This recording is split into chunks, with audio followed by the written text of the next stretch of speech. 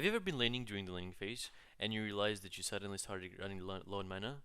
That's something that happens quite a lot, and there's one thing that you could do.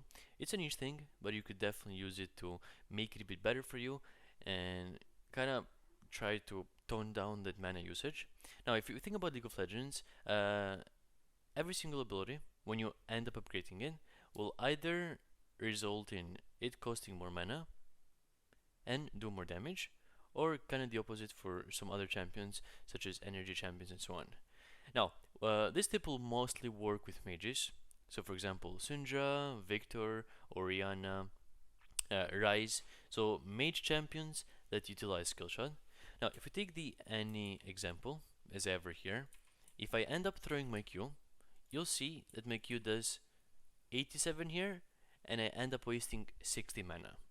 Now, what you have to try to do is, while your skill shot is traveling through the target, that's exactly when you upgrade your Q ability.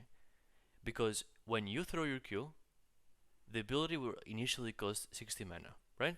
But the moment you end up upgrading it, that fireball that you threw to the enemy won't do 80 damage, but it will do exactly 115 or whatever the amount is, right? So I throw the Q, I upgrade it, and instead of doing 87 here, as it did in the previous target, it does 122.